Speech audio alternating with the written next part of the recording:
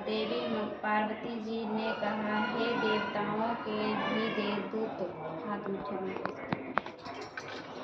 देवताओं के दूत, जगत के पिता शंकर भगवान प्रभाव क्षेत्र स्थित ब्रह्मा जी ने प्रिय जो सावित्री देवी का उनका अचित्र आप बूझ के कहिए, जिसमें उन्हें व्रत का महत्व हो और उनके संबंध का इतिहास हो, एवं जो स्त्री को पतिव्रता को प्रतिपत्ति को देने वाला सौभाग्य दया और महान उदय का कारण वाला हो। तब शंकर भगवान ने कहा कि हे महादेवी,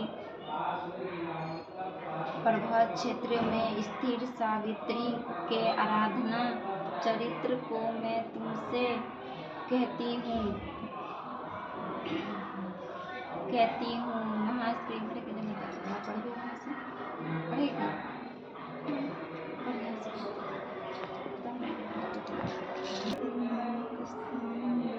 राजकन्या सावित्री ने जिस प्रकार से हल्का सा जोर से व्रत सावित्री व्रत का पालन किया। बट सावित्री मद्रास देश में एक धर्मात्मा सभी प्राणियों के हित में तत्पर वाला राजधानी तथा राज्य में रहने वाली प्रजापति नियंत्रण वहाँ पर स्थिर सहस्त्रविदीन और इंद्रों को वश में करने वाला था। एक समय वह राज्य प्रभाव क्षेत्र की यात्रा के नियंत्रित वहाँ पर आया और विधि पूर्वक यात्रा करते हुए सावित्री के स्थल को पहुँचा। वहाँ पर राजा ने अपनी रानी के साथ इस व्रत को किया, जो सावित्री के नाम से सावित्री व्रत से गला में दर्द है। व्रत से प्रस्तुति सभी प्रकार की कामनाओं को पूर्ण करने वाली है। भौरी सह भूव्र काल भूव्री कलोनी शत्रुक्लो। इस मंत्र की क्षांत्रिपूर्ण मृत्यु बनकर स्थित श्री ब्रह्मा जी की प्रिय सावित्री देवी का राजा पर प्राण प्रसन्न हुए। कमल कुंड को धारण करने वाली वह सावित्री देवी दर्शन देने के बाद पूर्ण अदृश्य हो गए और बहुत दिनों के बाद उसकी राजा के यहाँ देवी का समान रूप वाली कन्या के रूप में उत्पन्न हुई। सावित्री की प्रसन्नता को प्रतीक तथा सावित्री की पूजा करने के बाद उत्पन्न हुई अंत्य राजा ने ब्राह्मणों की आज्ञा से अपनी उस कन्या का नाम भी सावित्री रखा। वह राजकन्या सावित्री क्षत्रुत्र शरीर धारण की हुई लक्ष्मी के समान शोभती होती हुई बढ़ने लगी और धीरे धीरे सुकुमार अंगों वाली और यौवन अवस्थाओं को प्राप्त हुई, जिसके मध्य भाग सिंदूर और नितंब भाग विस्तृत थे और संपूर्ण की प्रतिमा के समान दिखाई पड़ती थी। लोग उसे देखकर यह समझते थे कि यह कोई देवी कन्या कमल के समान विशाल नेत्रों वाली एवं तेज से अग्नि के समान प्रज्वलित होती हुए वह सावित्री महिषासुर भट्ट द्वारा किए हुए सावित्री व्रत के कारण करने लगी। इस आरंभ से सिंदूर वर्ण वाली यह उपवास करके सिर से स्नान की हुई सावित्री देवता की प्रतिमा के पास जाकर अग्नि में हवन करके ब्राह्मणों से स्वस्ति वाचक कार्य और उन ब्राह्मणों को अवशिष्ट पुष्प जल ग्रहण करके सखियों से घिरी हुई लक्ष्मी देवी के समान सिंदूर रूप में सुशोभित हुई बराहोट वह राजकन्या समीप उस राजकन्या समीप में जाकर पिता के चरणों में प्रणाम कर प्राप्त पुष्पजलि को निर्देश करते हाथ जोड़कर राजा के प्रश्न की स्थिति हुई अवस्था को प्राप्त देखकर राजा उस विषय के मंत्रों से सलाह लेकर राजकन्या से कहने लगा, हे पुत्री, तुम योग वर और देने के समान आ गई हो। मुझे कोई तुम्हें तेज की भेंट तुम्हें मांगने के लिए भी नहीं आती और मैं भी करने लगी तुम्हारी आत्मा की अनुरूप से ढूंढ पा रही थी। अतः मैं पुत्री देवताओं के निकट जाकर इस तरह निंदा न हुई।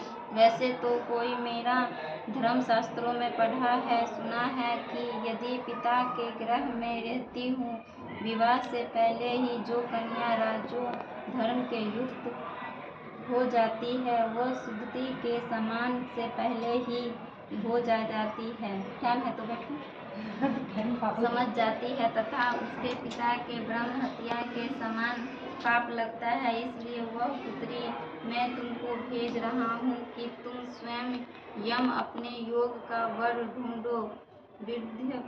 बुद्धि मंत्रों के साथ शीघ्र जाओ और मेरी बात को मानो। इसके बाद जैसे कहते हैं वैसा ही होगा। ऐसा सुनकर सावित्री घर से निकलकर राजर्षि के संभव तपवनों की ओर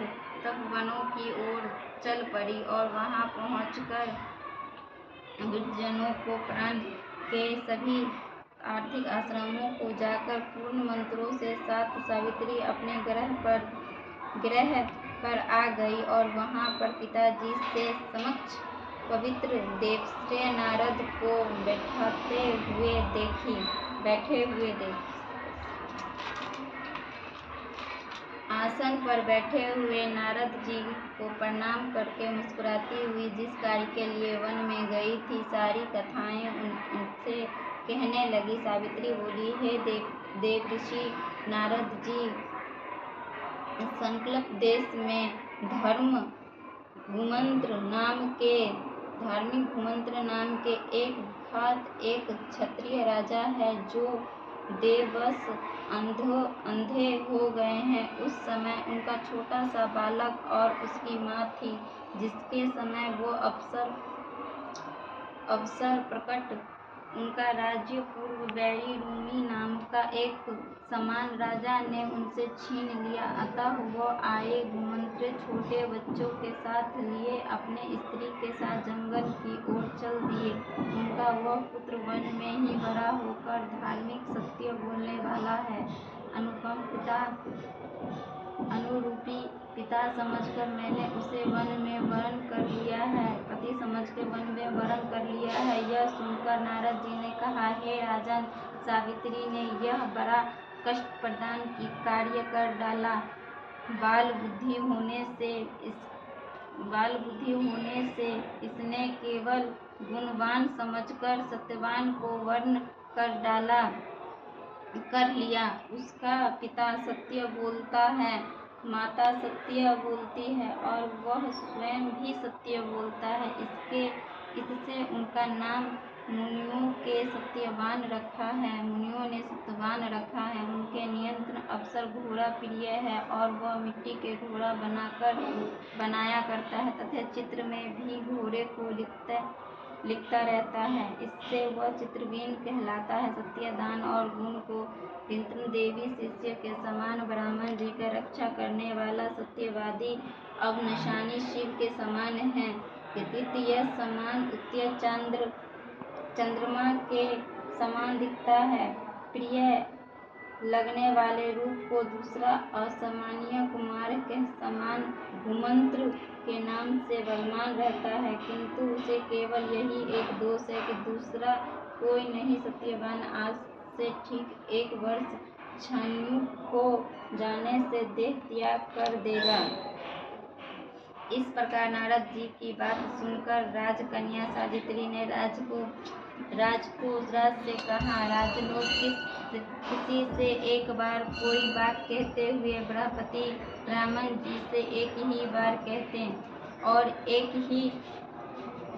ही राजा को किसी एक बार कोई बात कहते हैं। ब्राह्मणपति ब्रह्मण जी की एक बार कहते हुए गुणवान को अवधीय निगु वर के एक बार वर्ण लिया है, अब दूसरी बार को वर्ण नहीं करूंगी। पहले ही मन में निश्चय करके बाद में उसे वाणी द्वारा प्रकट की जाती है, पुनः उसके बाद कर्म द्वारा किया जाता है। इससे प्रत्येकार से मन को परिणाम मान जाते हैं, अर्थात मैं ये बुद्धि कार्य नहीं किया जाता है। नारद जी ने कहा, हे राजन, यदि आपको इष्ट हो तो अपनी पुत्री सावित्री का कन्यादान निर्विघ्नता के साथ शीघ्र कर डालिए। ऐसा कहकर नारद जी आकाश मार्ग से स्वर्गलोक चले गए। उसके बाद राजा ने भी शुभ मुहूर्त के समीप संपूक्त वेदियों को प्रागमी ब्राह्मणों के द्वारा पुत्री सावित्री का विवाह संबंधित सभी कार्य संपन्न किया, और तंगी शास्त्रियों के सावित्री ने मनोभालित उस सत्यवान पति को पाकर ऐसी प्रसन्न हुई जैसे कोई पुण्यवान पुरुष स्वर्ग को पाकर प्रसन्न होता है। पुनः शिवजी पार्वती जी से कहती हैं, हे पार्वती, इस प्रकार उस आश्रम में उस समय रहते हुए उन सावित्री और सत्यवान के कुछ समय व्यतीत हो।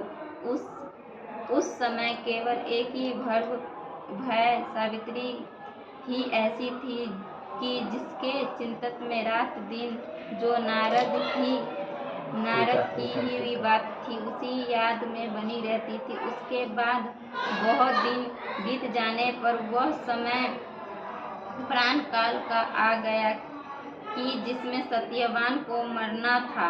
अतः सावित्री नारद की कही हुई प्राण की तिथि को हृदय में गिनती हुई श्रेष्ठ मास के शुक्ल पक्ष की द्वादशी तिथि को सायंकाल के आज ही चौथे दिन मेरे पति को मरना है चाहिए। यह सोचकर 3 रात्रि तक निहार व्रत रखने का आदेश रखकर रात दिन आश्रम में स्थित रूप से रहने लगी। इसके बाद 3 रात्रि बीत जाने पर प्रातःकाल प्राण तिथि वाले दिन स्नान कर देवताओं को तर्पण करने के बाद चारु हसीनी सावित्री ने सास ससुर तथा प्रदान वरदान किए। इसके बाद जब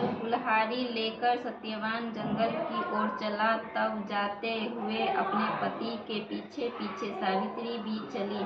वह वन में पहुंचकर सत्यवान जल्दी से फल पुष्प समिध और पुष्प तथा सूखी लकड़ियों को इकट्ठा कर ले जाने योग्य भार बनाने लगा। लकड़ियों को काटते काटते उसके सिर में पीड़ा होने लगी, जिससे उस कार्य को छोड़कर वट वृक्ष के एक शाखा का सहारा लेकर सावित्री से कहने लगा कि हे सुंदरी, सिर की वेदना मुझे दुख दे रही है, अतः मैं तुम्हारे गोद में क्षण भर सोना चाहता हूँ।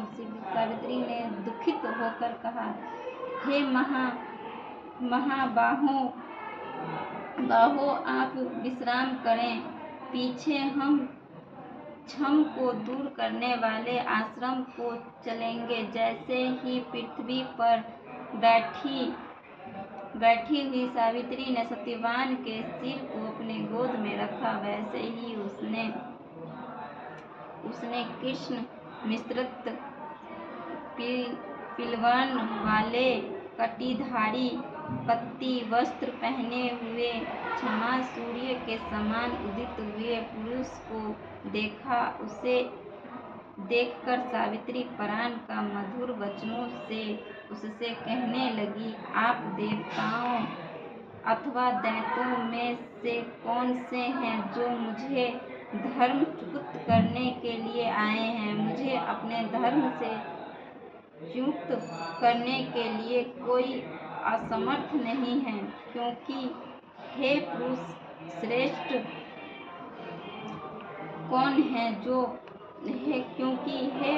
श्रेष्ठ मुझे धकित आग का लिपट के सामने ही समझिए।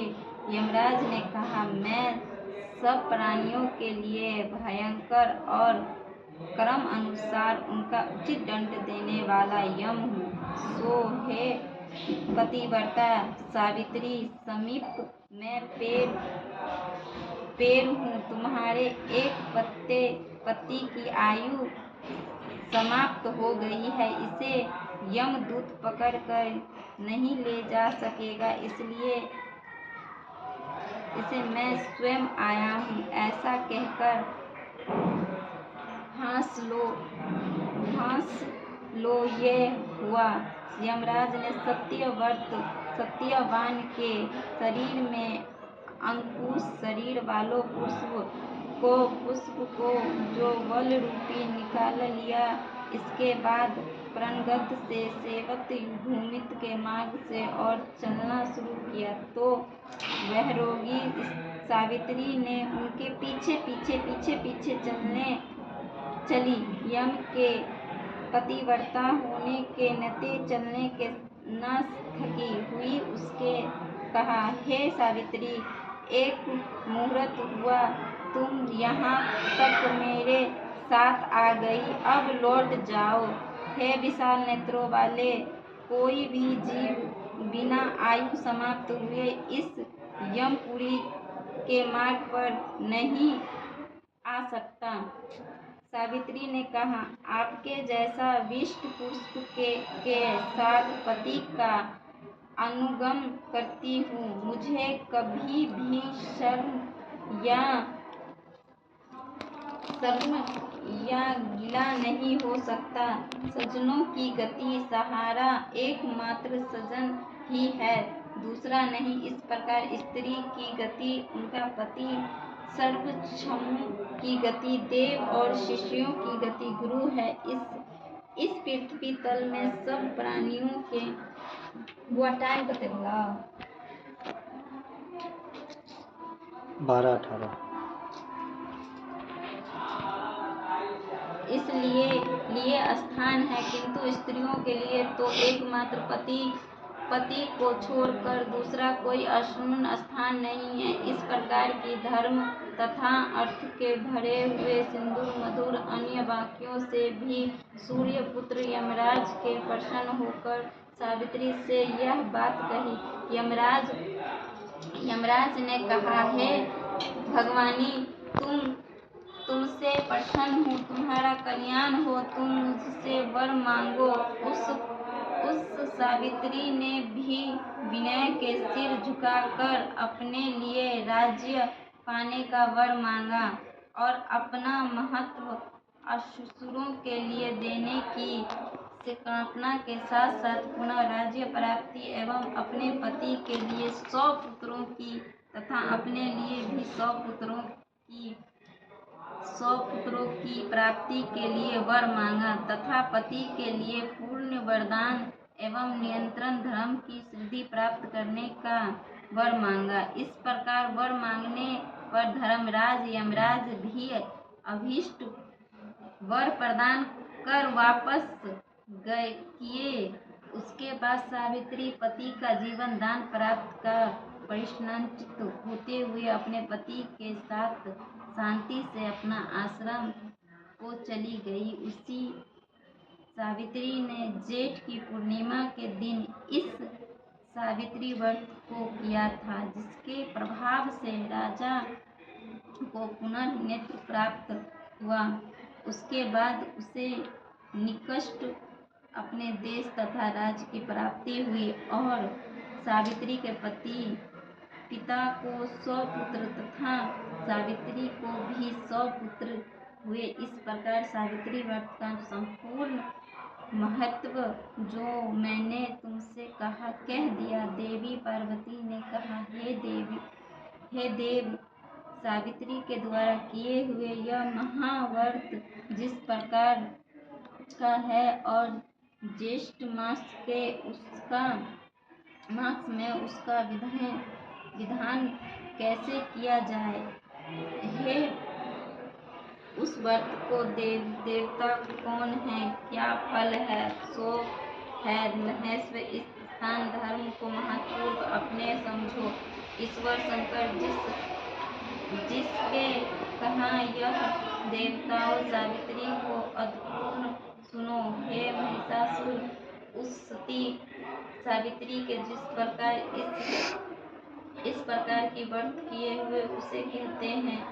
जेठ शुक्ल त्रयोदशी तिथि के दिन प्रातः दंत धवन कर चुने के बाद 3 रात्रि तक उपवास करने का नियम करके यदि व्रत आसक्ति उपवास करने का समर्थक हो तो जितने ही श्री कालरात्रि उपवास की चतुर्दशी के दिन बिना मांगे प्राप्त हुई अन्य को ग्रहण करने के पूर्णिमा के दिन उपवास के सूत्रों में प्रतिदिन ताला महता दिन झरना से प्राप्त होती है।